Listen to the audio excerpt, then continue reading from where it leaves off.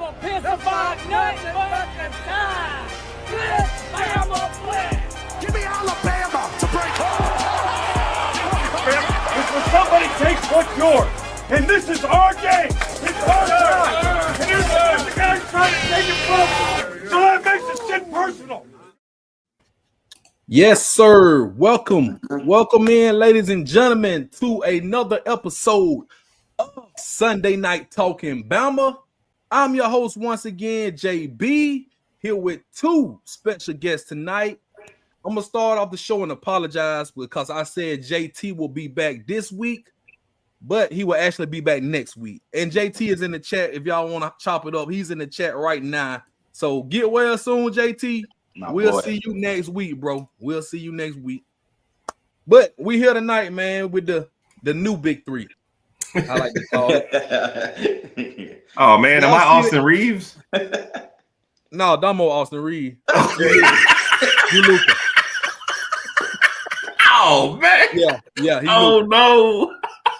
Big roll time for everybody in the chat right now. 25, quiet 20, 30. Yes, sir. Yes, sir.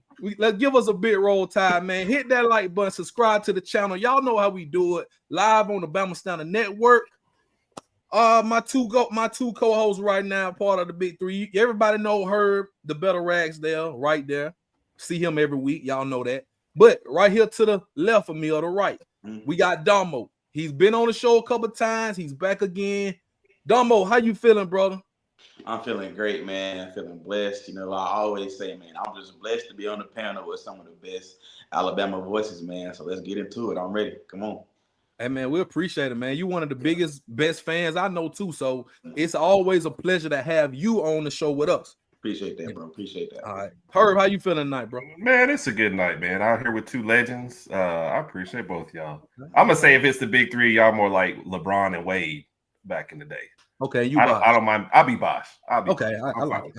I'm fine with that. Now, you know what, man? Since I'm the newcomer, I'll take the Bosh role. You know, I'll take the Bosh role. Man, see, you know you got a good group when everybody willing to take a step back to make it good. It's going to be a fun one tonight. All I know is I'm Bron. That's all I know. I knew that wasn't an argument. I knew that wasn't an argument. You got it, bro. Okay, all right. No, enough with the shenanigans. Let's get on with the show. Powerful next week. JT will be back. All right, so we got two sponsors. Y'all know. The first sponsor, Title Tower. Throw them up if you got them. I know all my guys on the panel got them on deck, ladies and gentlemen, to support your Crimson Tide 24/7, 365, especially in the fall during football season. Get you a Title Towel. Go to whitwillsports.com. Use the promo code STAND to get you a nice discount courtesy of your favorite Bama network, the Bama Standard. And also our main sponsor. Have you ever dreamed of having beautiful natural stone in or around your home? Don't settle for subpar materials. Check out Lambstone's company's selection of natural stone products to meet all your project needs. Lambstone is located in Oneonta, Alabama, and is one of the oldest, most trusted sources in the state. So contact them today. Tell them we sent you by using the promo code THEBAMA Standard to get 10% off your first order. And there's the address right there, realrockstone.com. All right, so we got a big show tonight, man. A lot of good topics. SEC Media Day. Everybody's been talking about that all week. We're going to definitely recap that. We got some things Kalen DeBoer said about his skill position group, preferably the wide receivers.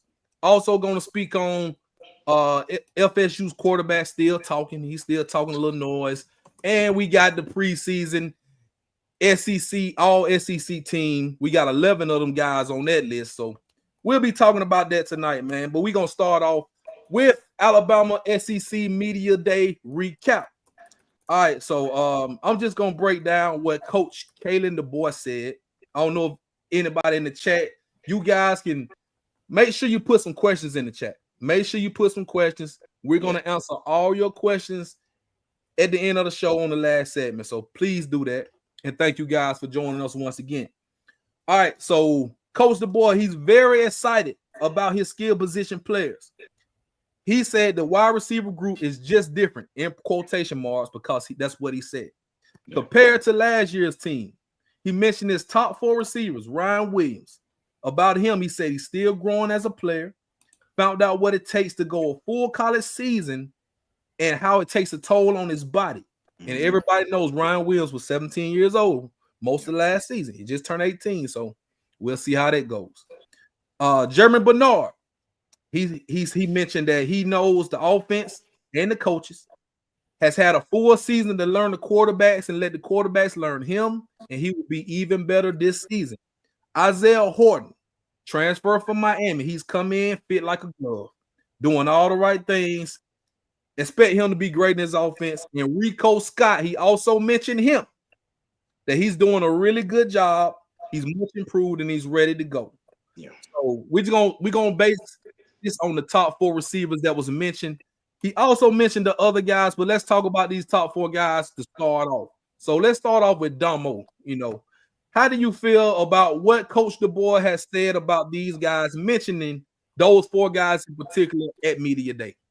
Yeah, like I said, I feel like this is one of the best receiver groups that we've had, or if not the best we've had since the Ruggs, the Judy, the Waddle, and the thing about those guys is, they're not selfish, and it starts from the top with Ryan Williams and, Jaylen Bernard and Isaiah Horton. Those guys, they're not selfish. They want everybody to eat, and I feel like everybody will eat.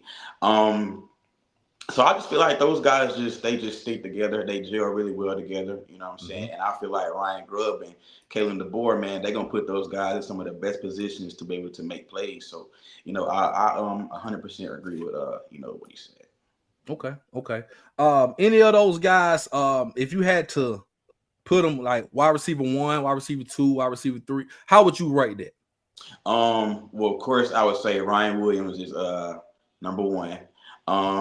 He's just the playmaker, I'll put Jaylen Bernard at number 2. I feel like Jaylen Bernard he's going to be our safety blanket, We need a crucial third down or a crucial play made, and all eyes are on Ryan Williams. I think Jaylen Bernard is going to be that one to be like, hey, like I'm over here too. Don't forget about me.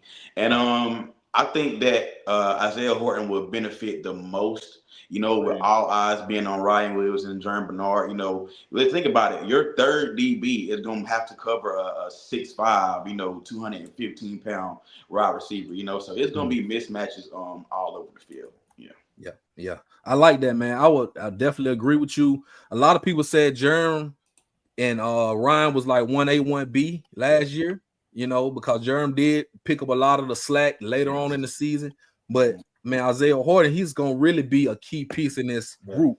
So, Herb, how you feeling about what Coach said about these receivers, and what are you thinking about them? No, I mean, I think I echo like a lot of what the chat's saying, man. It's a deep group. You like what you have at the top, but I've said it a lot of times, man. If for some reason they were like, hey, Germie Bernard and Ryan Williams are banged up, and we're going to sit them this game, it's a terrible game, go sit him before like the Auburn game, whatever, I would feel comfortable in throwing out like Horton, Hale, if we we get to that point in the season where he's 100% healthy. Rico Scott, Cole Adams. I'm seeing a lot of depth charts now that even have Bach in there at the 7 or 8 spot. That's even higher, honestly, than I thought he was sliding in there. So that's interesting to see that he's still kind of in the mix, and didn't even mention Brooks yet. So I mean, you look at that group. And if ever we were in a spot, I mean, we all remember 3-4 years ago, where we basically were running out two wide receivers with J-Mo out there, and then one of them got hurt. And that was it. You know what I mean? Now, and then the other one got hurt too. It's too soon. I won't have to bring it up, but that's the kind of thing we can combat now. Is if we get banged up somewhere, you got a lot of guys that can step up, and we're not talking about it specifically, but a quarterback that can hit all those guys. So I love this group, man. I love this group. Yeah, I've seen a lot of people saying this is like the best definitely the best wide receiver group in the SEC, one of the best in the country. And we mentioned a little bit Jalen Hale, Cole Adams, Jaylen Mbakwe, Bubba Hampton, and then the freshman Lotzeir Brooks and Derek Meadows, who's 6'5". Lotzeir Brooks is lightning in the bottle. We saw what he could do in the spring. So you got 2 freshmen who are poised to get some playing time, especially in those games that you mentioned, like against the Louisianas and the Northern Illinois or whatever, those games. You put those young guys out there and let them get some, they're going to be feeling good about themselves when they get to playing the Tennessees and the LSUs. Now, you mentioned Jaylen Mbakwe. I want you to I'm going to ask you, do you think he cracks the rotation? Meaning, if everybody's healthy, right, and you normally play about 5, maybe 6 wide receivers in a game, do you think Jaylen Mbakwe gets meaningful minutes against big-time competition this season at wide receiver? I don't think so, man. You already mentioned, no one mentioned the top 3. I agree with that 3, right? So I think every list starts at 4, right? Cole Adams, if he's a healthy, he got to be in there. Hale, if he's healthy. Those are probably 2 of your question marks. If both those guys are 100% healthy and in those positions. And Adams kind of is more of a slot guy to me. So there's 2 positions he's not going to take when he's out on the field, right? So you already got that. Rico Scott's a name you keep hearing, and you mentioned Brooks. So does Bach get above one of those guys? That's tough for me. I feel like Hale, they might work in a little slower. So for Bach, maybe not Florida State necessarily, but like that Wisconsin game might be a chance at home to get a little bit of meaningful play. You want to get him something before Georgia, you know what I mean, before SEC play. So that's where I would target. If you can get him somewhere around there, that's a deep room, and that's what I'm saying. That's tough to crack. Yeah. What you think about it, Domo? You think Bach gets some meaningful playing time? Well, like I tell people, man, Bach is, my favorite player, on the team. And I personally feel like, man, whatever room Bach was decided to stay in, he was going to have an uphill battle as far as getting play time and getting on the field. So I think he'll get on the field one of these games before Georgia. But when conference play comes, I think we barely see him. So, I mean, if I was Bach, man, I would just try to make my money on special teams, man. Agreed. Punt return, kick return, kickoff, punt, just get on there, try to make a name for yourself and just go so crazy that they got to put you on the field somehow, some way. So I think it's going to be an uphill battle for them for sure. I'm glad you mentioned special teams because a lot of people seem to forget, but that's a very important part of the game. Get you it's field position. It's very important. And we need a spark plug on punt return, kickoff return. We need that. So, and Bach is fast as hell. We know he played so many positions in high school. He can do it all. And I saw somebody in the chat, Kalen DeBoer, he said put him at jet sweep. He's fast. And, mean, I can see that. And, when I first heard this, and let's not forget, guys, you remember we had the whole fiasco about the transfer portal with Bach and, the thing, whatever happened with that, he ended up staying, wanted to play both sides of the ball, per se, Travis Hunter. But we know now he's in the wide receiver room, and that's a deep room. So if you can put him in jet sweep, you can put him in packages and just see what you can do. And you mentioned Herb, Wisconsin. We got a game before Wisconsin, the first game, home game of the season. Right. Let's put him out there. Barbecue chicken right there. You put him right there and let him eat off the grill. You know what I'm saying? Real early. Yeah. I was saying Wisconsin more as like more of the first really meaningful game to see him get some stats. Yeah. I think garbage time for sure the game before that, but Wisconsin would be the first one with a decent defense where you could kind of see what he would perform. You know what I mean? But to your point, you got to get him in, before Georgia. So you got those 2 games really where, you got to see, you don't want his first really meaningful stats to be Georgia. I'm going to add to that. I'm going to say, and the reps that he does get, I feel like it's on him to make the most of those reps, because the better you do, the more you're going to see the field, So hopefully, he's already got that in the back of his mind. But if we do see him, I think he'll take full advantage of it for sure. Yeah. And man, we like 40 days until kickoff, and I know the depth chart's probably gonna come out in a couple more weeks, 2-3 weeks. I guess they'll put the first depth chart out before the game, like a couple weeks. We'll be able to see where everybody stands. But I'm with y'all, man. I don't know, man. Try to put him in before we get to big time competition, and let's see what he can do. But I'm excited about Lotzeir Brooks, man. I want to see Lotzeir Brooks out there for sure. I mean, that kid he's amazing. I think you'd hear more about him if you didn't have Horton, Bernard, Ryan Williams. Like this, it's nothing against Brooks. It's just look what's happened. And just to your point, there's one. I guess it's ourlads.com. I always click on their depth charts. Before our show, they actually have Bach sitting right behind Germie Bernard in the wide receiver Z spot. So, oh wow, okay. Yeah. So I don't know where they get it from. I don't know how accurate that is. It's just interesting to me that there's at least one publication that has that. You know what I mean? Yeah. Okay. Makes you wonder what do they know? Right. So yeah. So before we move on, I mean, he mentioned and the boy, I put this in quotations, just different, right? Yeah. So and no shade, no disrespect to last year's group of wide receivers, but we know it wasn't all on them, but you got to put some of the blame on them because we saw guys not get open. We saw guys running like they had a piano on their back. We saw that, and there's no need to call out the guys because believe it or not, all of them are gone. That whole wide receiver room is gone. The guys who are still here are still here. The Cole Adams, the Jaeden Hales, and Ryan Williams and Bernard. Everybody else is pretty much gone that was locked into the wide receiver spots. So we wish them well. We're not going to harp on it, but the boy basically saying it's just different. To me, that statement says these guys are so much better. This group is so much better than the last group I had. So, Damo, what do you think about that quotation, just different? And coach saying that to everybody at Media Day. What do you think about that? I would say basically he's saying that this new receiver group is a breath of fresh air. It's like a weight lifted off my shoulders because we seen it, man. Like last season with that receiver group, man, he couldn't really run what he wanted to run. So I feel like with this group right here, he can run whatever he wants to run, and and then some. They fit just that perfectly, into his system. So I feel like it's just a weight lifted off his shoulders, man, and a breath of fresh air for him. So yeah. Heard what you're thinking. No, I agree with what he said. Sorry, I'm kind of keeping up with chat as well. Are you good? No, it's definitely. I mean, you don't see many wide receiver groups that go this deep and that you trust everybody. And I think something in kind of going back with media days, and you see from a lot of the comments, even from the defensive side, everybody is putting in the work. You see Germie Bernard looking like a linebacker out here these days.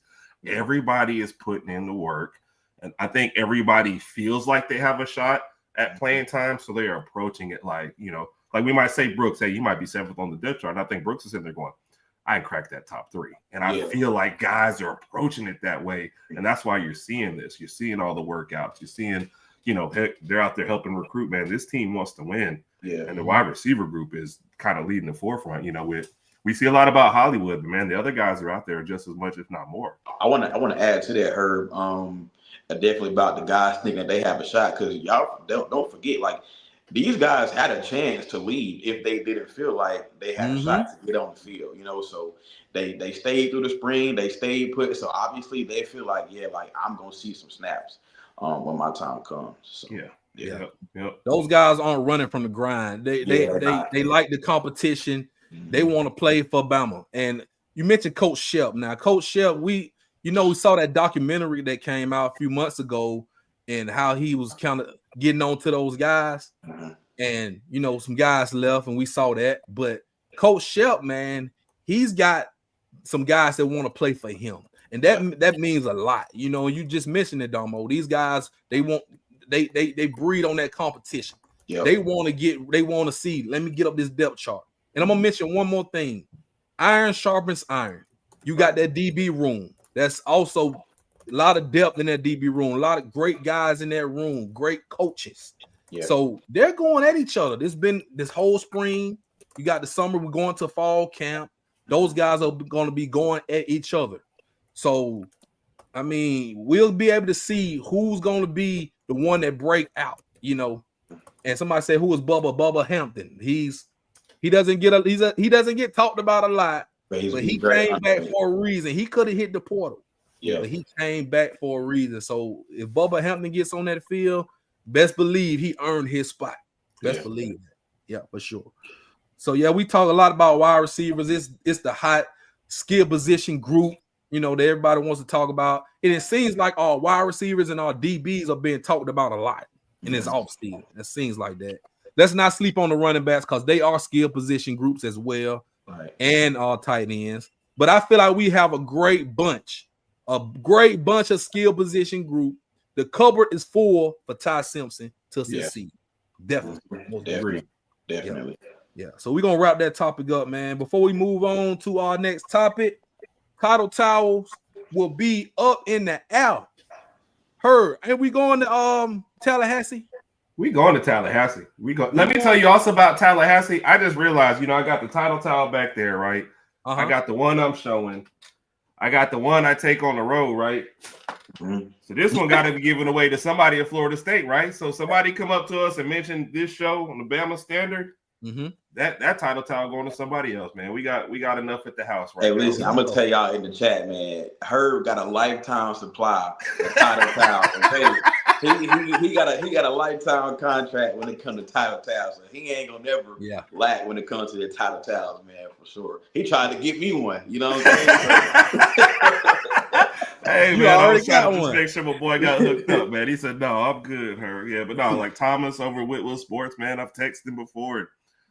One trip I didn't have mine. I'd gone straight from work in Huntsville to Tuscaloosa. The man texted me, Herb, I get you one, get to here right here, and there's somebody how you out. Like, okay, bro. So I feel okay. Those are some great guys. That's why I like supporting them, man. They're good guys too, man. So it's And so y'all do y'all part, man. Do y'all part in the chat. And shouts out to Whitwell Sports. They in the chat right now. Go to whitwills.com, get your title towel, mention Bama Standard. Well, use the promo code Bama Standard, and you get you a nice discount. Courtesy of your favorite Bama network. If you mention Herb Rags there, you'll get you another discount. So do what you can do.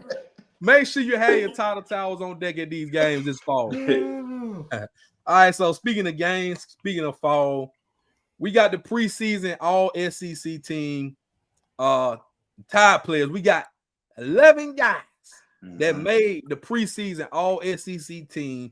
Before I start naming guys, me personally, I'm going to ask you guys, but me personally, I don't put a lot of stock in the preseason stuff. I don't put a lot of stock in it. But we got 2 first-team guys, 6 second-team, and 3 third-team. The first-team guys were Ryan Williams at wide receiver, Kadyn Proctor at offensive tackle. Right. So, I mean, no surprise there, right? 2 of the best guys in the country, best players at their position, no surprise. Second team, you got Jaeden Roberts, Parker Brailsford, Tim Keenan, LT Overton, Deontay Lawson, and Damani Jackson. Second team, All-SEC. Third team, you got Jam Miller, Keon Sabb, and Bray Hubbard. So that's a bunch of guys right there on the All-SEC team. That tells you what the media, what everybody thinks about Alabama going into the season. Makes you wonder where we will be in the preseason poll. Yeah. It makes you wonder that. So before we talk about these guys, I'm going to ask you guys, where do you think Bama is in the preseason poll? Dama, where do you think we land in the preseason? I'm actually going to give us top 6 or top 7. Yeah. Give me a number. You got to give me a number now. Give me a number. I'm gonna say 5. I'm gonna say 5. 5. I'll say 5. I feel like, as you said, the media, they love Bama, and with everything that Bama brought back, and what they got what they got coming in, I just feel like you really can't leave Alabama out of that top 6 range. So I'm gonna put us, at 5. Okay. Herb, what you got, Bama? Well, since he chose 5, I'm gonna go 8. Okay. I'm gonna say we come in at like 8. Yeah, because I think you got Georgia, Texas above you, probably Clemson, Ohio State, Penn State, Oregon. So that already puts you at 7. So slide one other random team, and depending on where people are feeling about LSU on any given day, I think that puts you about 7 or 8, which I think is fair given how last year ended. So I'm cool with that. We were picked 3rd in the SEC, I think, on this same poll. So that's right. And if LSU is ranked ahead of us, it's it's purely on what they think about the quarterback, Nussmeier. Agree. Yeah. I mean, that's the only thing because I mean they have a lot of talent, but we do too. And the media actually thinks that Bama has a load of talent. So I'm gonna go 7. You know, I think we will be probably 7. I wouldn't be surprised if we're 5. I wouldn't be surprised. You know, so between 5 and 8, I think we're all on the same page with that. Yeah. So but let's talk about these preseason All-SEC guys. Anybody on this list that I just ran off? I know you guys got the list in front of you. Anybody stand out on this list that made it that you're surprised about? Herb? Well, I've got Dom, I'm jumping in here because I got 2 comments on it, right? Okay. I was kind of surprised that Jam Miller made it because I feel like we're higher on him than the rest of the SEC is, especially as far as running backs and considering what we think about our running back room. So it was good to see him on there, but I didn't think that was going to happen. Yeah. And the son we just did a video about on our TikTok, which by the way, I think we only about 100,000 followers behind JT. So we right after you, JT. We right there. Hey, man, JT keep killing it with the edit, man. They keep killing it, man. I think he had like 100,000 and 700, whatever. I'm at 700. So there was no Alabama defenders on that first team. That to me was why, especially considering that we think it's the strength of our team. PFF has given us number. Now it could be like, okay, they think the whole group is solid as a whole, but no standouts. That's fine. But we also got like the PFF and the top rated safety duo. Either one of these guys, but it just felt like somebody from Bama should have been in the top on the first team. Now it's like you said, it's a preseason team. Who really cares at the end of the day? But it's a talking point. It's still a summer. Yeah. So that's what I got for you on that. Yeah, and that's why we're talking about it on Talking Bama, because we bring talking points to the show so we can talk about it in the chat and get fired up about it. So, Damo, anybody stands out to you? Any snubs, so to speak, on this preseason ranking? Yeah, I'm gonna go off what Herb said. The fact that we only had 2 first teamers, you know, is kind of crazy. I feel like LT Overton could have been a first teamer. Tim Keenan could have been a first teamer, but I'm surprised that Parker Brailsford isn't, on first team. You know, best center in the country, best center in the conference coming back. So I feel like him not being on first team was actually kind of a snub. So yeah, I would agree to that. And you mentioned safety, Herb, and you got Keon Saab and Bray Hobart, on third team. And you know, we're supposed to have the best safety duo, but you got them on third team. Yeah. You ain't finding a better safety duo than that. You really not. So it's some questionables right there. But you said it's preseason, so I ain't gonna put too much thought into it.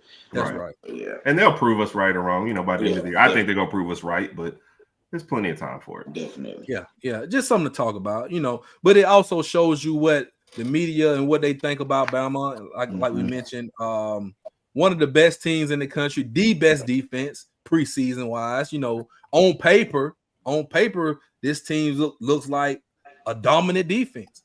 If the offense gets to clicking, and you know, we talk about all this talent all over the board, you know, and it shows. But if Ty Simpson, if he plays just a little above average, he don't have to be spectacular. Just give me above average quarterback play. We can go to the championship, man. Yeah.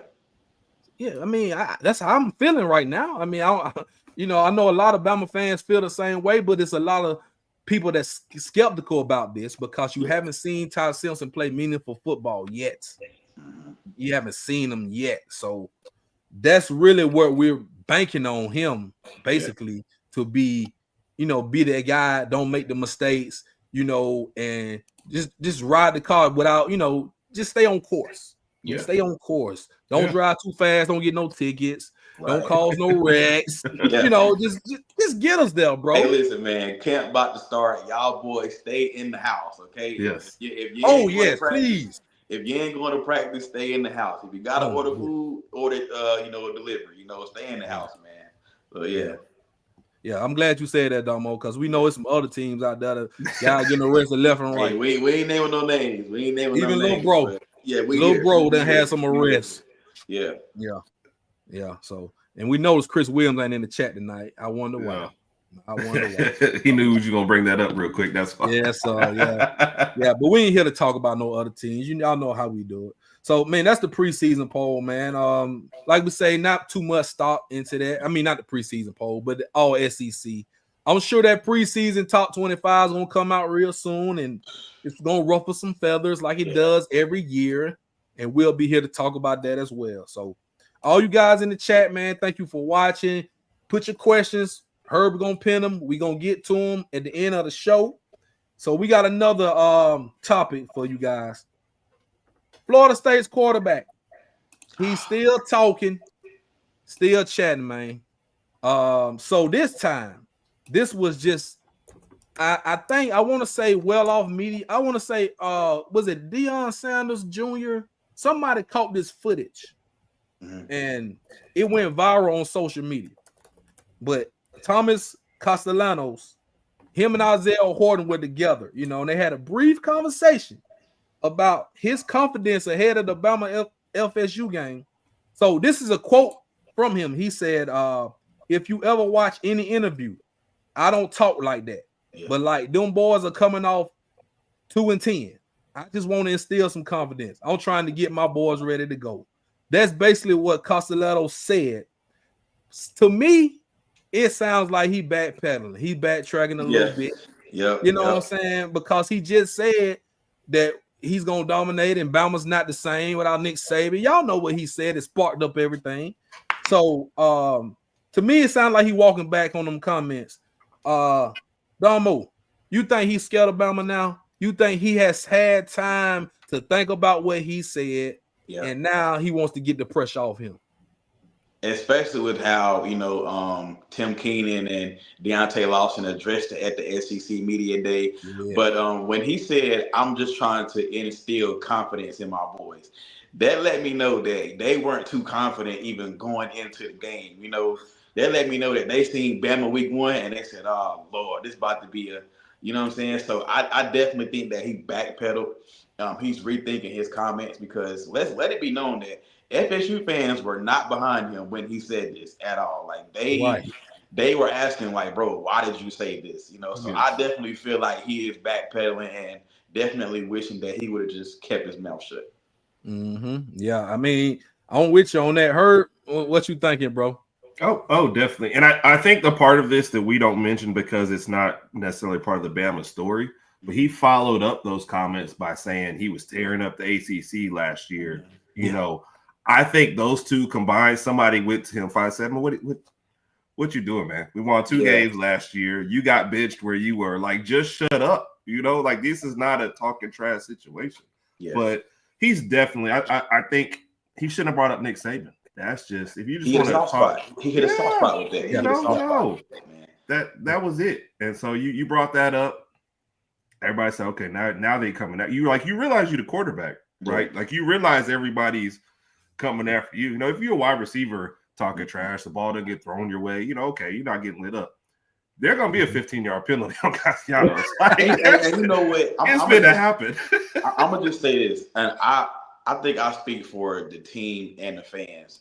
I just want to say we are so tired of hearing that Saban is not here no more. Yes. We tired of hearing that. We tired of hearing that. So, like they said, man, all disrespect will be addressed. All I'm asking is, hey, you keep that same energy when it comes week 1. Because if you come out there and you don't back that talk up, man, the Bama fan base is crazy, man. They gonna find you, you know what I'm saying? You're gonna hear about it. So I just say keep that same energy week 1, man, for sure.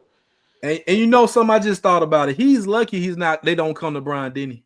He's lucky, you know, you talking all that trash, boy. I mean, because I was at the Iron Bowl.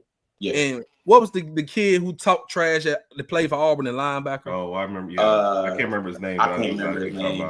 Exactly. He was forgettable. Exactly. We can't remember his name. That's why we can't remember his name, because he didn't do absolutely anything in that game. But got burnt by Jalen Miro when he tried to tackle him. That's all he did in that game. So, I mean, when you get to talking like that and you are a second, third string guy, or you're a guy who doesn't get the ball in your hand. But when you're the quarterback and the balls get snapped to you every play on offense, boy, you got something coming to you. And you got some hungry dogs on that other side of that line that's coming to get you. Think about this. First game of the season. These guys are ready to play. They coming out the gate ready to hit somebody. Yeah. And you talking all that trash. You know what I'm saying? And like you said, Domo, you brought up Nick Saban. That's your first mistake. Yeah. Mm-hmm. Yeah. You brought up the god of coaching.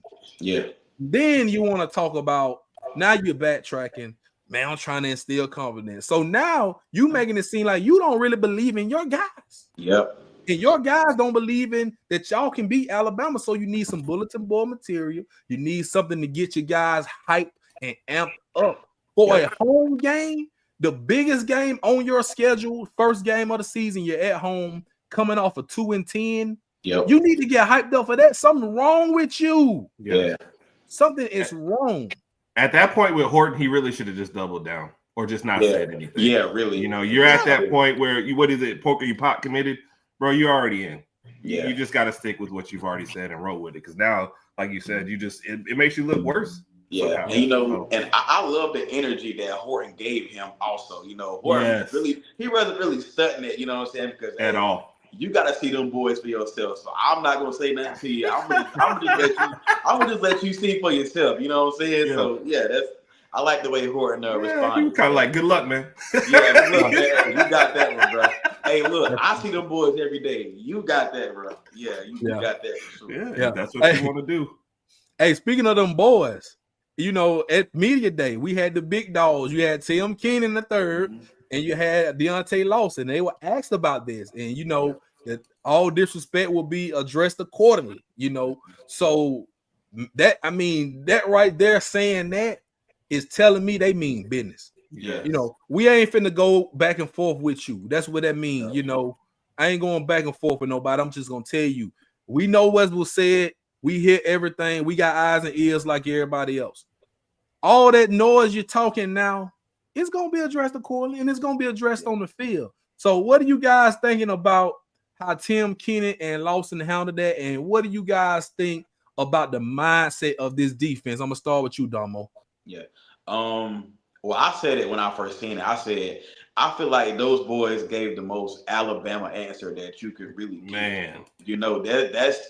That's the most Alabama answer that you could look. Y'all can have the podcast, you can have the Twitter, the Instagram, all that. Listen, we locked in, okay? We see the doubt, we see all the comments and everything like that. Like, we just gonna see you on the field, okay? And just hope and pray that you can back that talk up, So yes, they definitely gave the most Alabama answer that you could give, especially that answer coming from the two alphas, the two big dogs on the defense, So they're gonna have those guys ready to go for sure. Mm-hmm. Mm-hmm. Yeah, and leaders, because you take leaders to media day. You know what I'm saying? You got Proctor there, you got Lawson, Keenan, big guys. And they can sit there, and we're gonna handle this. We're not finna go out here and jaw with you. We're gonna say what we're gonna say, and you gonna find out come August 30th, whatever the game, August 30th, August 31st, you gonna find out. Put it like that. Herb, what you think about the mindset of our defense right now when we're like 40-some days away from kickoff? Man, they are focused. And I was reading real quick to make sure which one of them Tim Keenan said, because he was asked about what players are standing out. He said, I don't want to name names because I'll forget somebody, but man, the group is focused. They ready to go. I mean, you can just tell it's like almost said the Alabama answers that they're giving, but they're ready to play. You can tell that they're like, look, we're done with the questions. We're done with all the talking. We're going to show you guys what we've been talking about in the spring. Like, it's about to happen. So you can tell these guys, I think they would have tackled a reporter if somebody had just let them, run free at media days, but they are ready. They are ready. And they talk complimentary about anybody else they get asked about. There was a random question, I think, for Lawson about Yanzi Pierre and Red Morgan. He talks highly about them, two guys that maybe you're not even talking as much about, on our side. Yeah, he also mentioned Clay Russo as well. He did. Yep, Clay Russo, yes, sir. Right. Clay Russo. They're supporting each other, man. They are ready to go. Yeah. You can tell that's a great unit right there. And you can tell it's something that's been talked about, because as soon as the reporter asked the question, they wasted no time. All disrespect will be addressed. So you can tell it's something that's been messing with them, that's really got them fired up. So I loved it, man. Yeah. And you could tell they knew the question was coming, and they had the answer already. You know, I mean, we ain't gonna go too far. We just gonna tell you what we gonna tell you. And shouts out to Tim Keenan. He also shouted out Cam Dewberry. I saw they asked him something about who's the guy. He's like, man, shout out to Big Dew, because Cam Dewberry was on the Bama Standard a couple months ago, and he pushing for a starting position on that offensive line, coming in from Texas A&M, bringing a lot of experience. So he's going up against the Tim Keenans of the world each and every day in practice. So like I mentioned before, iron sharpen iron. You're going to get the best of the O-line and D-line this year. And I'm saying I'm going out on the limb, saying you're going to get the best of our trenches this year. Right. Because on both sides of the ball, they're battling each other. And that's all you can ask for, man, is for you to give your best. If you give your best in the practice and the camps and the all season, you're going to give your best on game day. So I hope that's what we're going. But, I'm very confident in this team, and I know you guys are as well. Yes, sir. Yeah. So, that's all the topics we got for the night, man. We got some questions in the Q&A. You guys can still give us some questions. We got a little bit more time. Herb, go and pull up one for us. All righty. All right. Shouts out to A what?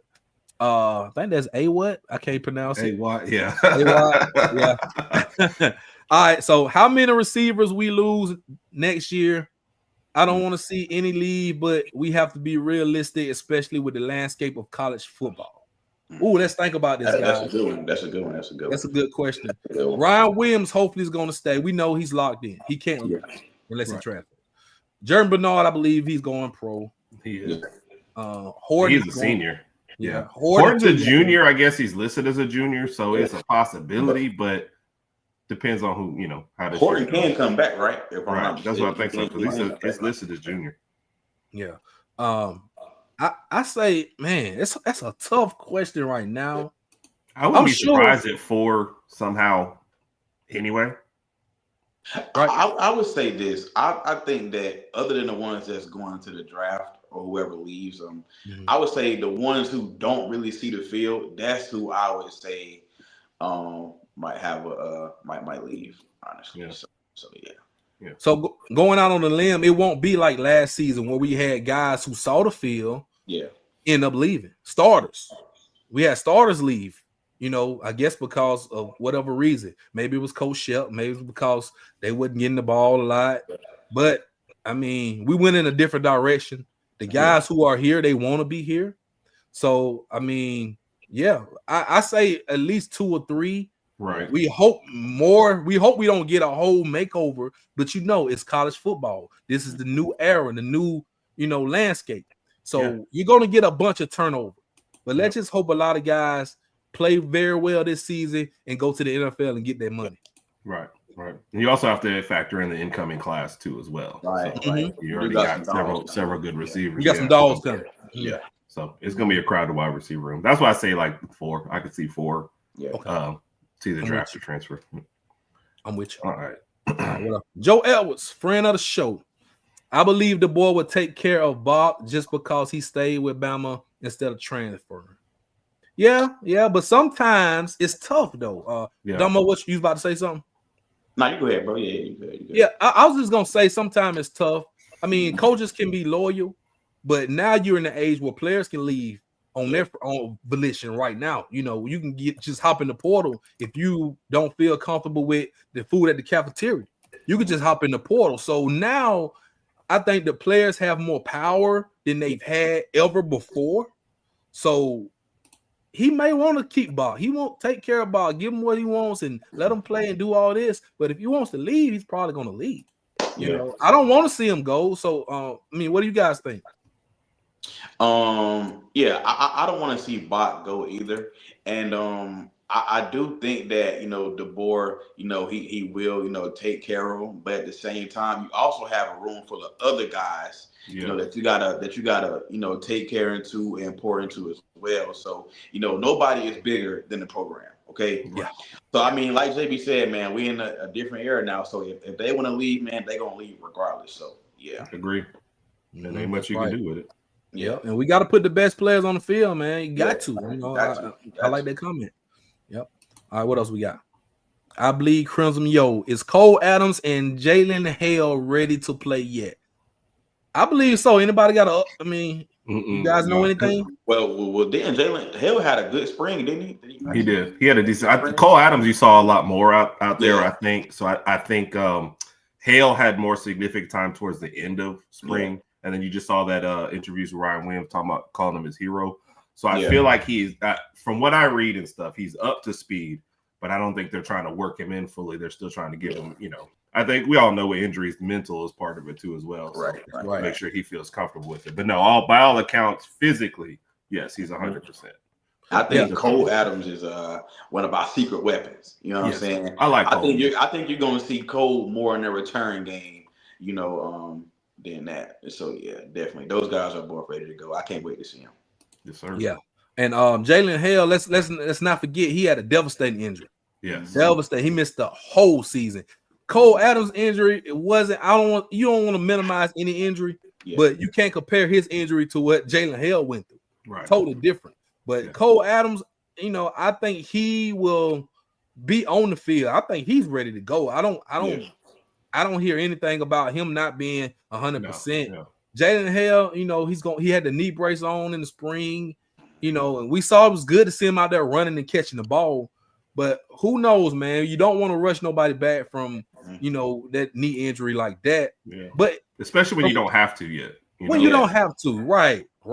But from the eye test, I mean, he looks like he can suit up and play. Yes. Yeah. What else we got? Prism King. Y'all remember the dude from Vandy? Alabama, you're next. We're gonna show you how to play some real ball. Oh my God, he became a million boys by day near 60, man. Come on. Boys by day near 60. Was that the 59-0 game? I'm trying to remember. Was that the 59? Because I was at the 59-0 game. 59-0, man. That was Beat the great that's the kind of vibes I'm getting from Florida State right now. You know what I'm saying? But we're gonna see. But definitely, I do remember that Vandy player that said that. Yeah. They show it every year. Some part of the season. I know. Oh, this year gonna be worse because they're actually coming off a loss. So speaking of Vandy, man, they got some confidence rolling, man. That's a game I can't wait for. I can't wait for that game right there. Yeah. Well, we're gonna talk about it in a minute, but that on our next show, we got a guy from Locked On Vandy coming on. I never thought we'd schedule something like that, but that's it's the sign of the times, man. You schedule Vandy people to come on your show, it's changed. That's what's up. Hey, post that before you go to the next. No, let's hit this one. My bad. No, hit this one. But get that Chris Williams comment. Oh, I got you, yes, sir. Okay. All right, Joe Edwards. Can you tell the players is hitting the weight room because we got ran over last year on offense and defensive line? Well, they hit the weight room every offseason, man. So, they hit the weight room. Yeah. It's all to me about that line. It's all about the want to, right? I mean, everybody's big on the line, everybody's strong, right? But it's all about pure will and determination. And I always say this: that offensive line, they have to work on one accord. You got 5 guys, they have to work together. If I'm blocking him, it's going to be double team. Somebody got to have my back. You got to block the guy next to you. We got to do a stunt. Like, they have to work together. And we didn't see that a lot last season. No. So I feel like if the offensive line works on one accord, then we're going to be fine because we have talented guys all over the line. Defensive line, it's all about scheming. It's all about, who's going to get to the quarterback? Who's going to plug the run in her lanes? But you still have to, put guys in the best position for them to do what they do best. Yeah. So weight room, it plays a part, but it's all about will and determination at the end of the day. Yep. I'll say something I said earlier. When one of your starting wide receivers starts to look like a linebacker, the guys are hitting the weight room. You can see the changes in everybody. I said, man, Germie Bernard done bulked up on us. He's like a linebacker out there, boy. He's gonna drop hits like John Mechie all of a sudden. So they definitely are putting in their work, man. Weight room has always been a big part of Alabama football. You know what I'm saying? Sir. So, they definitely in that weight room, and I think it's good that we don't see it. So they putting in that work behind the scenes. Behind the scenes, behind the scenes. Chris Williams, man, this is our friend of the show, we, as an Auburn, can't wait to get our hands on Alabama. See, this is what I like. You know, you coming in here preseason, you know, talking trash about a game that's at the end of the season. Yeah. From the little brother who was basically trying to have a winning season so your coach won't get fired. So you come on here, you talk about Alabama. Chris Williams, we thank you for joining us, bro. But this comment right here is a bunch of bull crap. You know what I'm saying? Yeah. We can't wait to get our hands on Alabama. Y'all focus on Baylor. Focus on the first game of the season, bro. You know, we'll get with y'all at the end of November if your coach is still there. All right, Josh Haney. What do you think RB2? Who do you think RB2 would be at least in the first 4 games and then by the end of the season? I don't think Washington came to Bama to sit, but I also don't know if he's better than Young. Good comment right here. Good question. Damo, who will be RB2?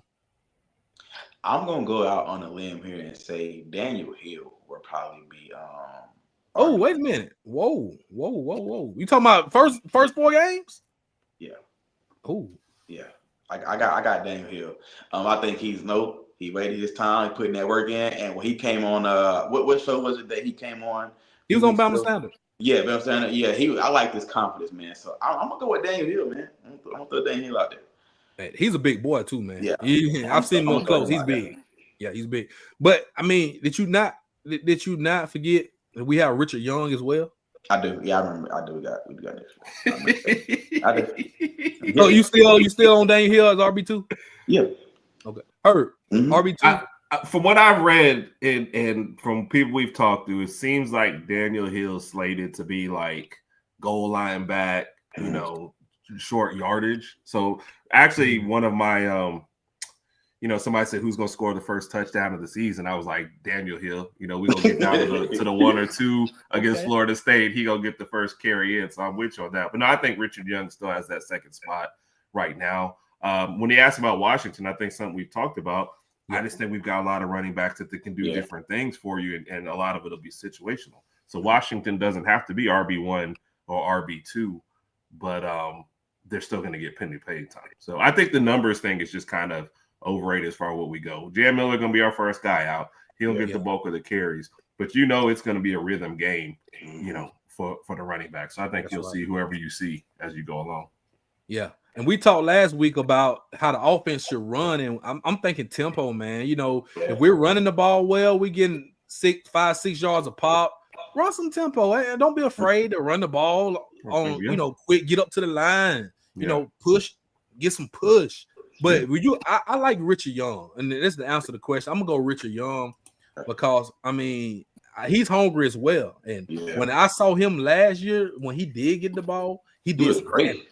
Yeah, he did some damage. He hits the hole. He don't tilt. He hits it, man, and he's gonna get some positive yards. Jam Miller, like Herb, you just said, Jam Miller was the first guy out. He's got the most experience. He can pretty much do it all. He can catch the ball out the backfield. He can block out the backfield. But we have a slew of running backs. We go probably 4 or 5 deep. So I like our running back room. Dre Washington did not come to just sit on the bench. I think he gets in the game. He plays. How much he plays, I have no idea. But I think we see him on the field at some point. I'm going to ask y'all a question. Do y'all think any running back leaves after the season? And if so, who do y'all think will leave? Don't put me on the spot. I don't want to call no names out there. I don't like to do this. All right, I'm going to say put a number on it as to how many you think will leave. Golly, the name escapes me of the last running back that we don't even talk about right now. Kevin Riley. Kevin Riley. That was always my name. I think Kevin Riley gone because we talking about 5 deep once you get to AK Deer and the 4 names you've already mentioned. It's gonna be tough for Riley to crack. That. Even you talking about if you got Jam and Richard Young start, and Hill is your third down. You know, Washington might get some more play. AK Deer is probably gonna be running the ball in blowouts. Yeah, where does Riley fit in at? So then you think about the recruiting class. I mean, you got guys coming in. We may lose 2, maybe 3 guys. That means Jam Miller gonna go NFL. Yeah.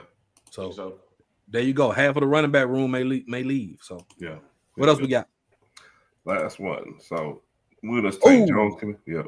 Great. And that's what I was just doing. I just checked with the chat again with our recruiting specialist. They still don't have a specific date yet. So they're thinking August. End of July going into August, right? He didn't really put a date on it himself. So I was about to say it's the end of July now. Dan thinks August now, so I think it's gonna be when he August hears what he wants to hear, I guess. So and you know what? I'm not opposed to guys waiting until National Signing Day. Mm-hmm. Yeah, I'm not. You actually know what you got. Yeah, I mean, but it's to that, man. It's a good side and a bad side to that. You know, it leaves suspense for everybody, but also it's all about negotiation now. Yeah, you know, when you negotiate, let's say a guy does, and we talked about this too, how Bama holds so much weight. You know, you put Bama in your top 4, that price is gonna go up.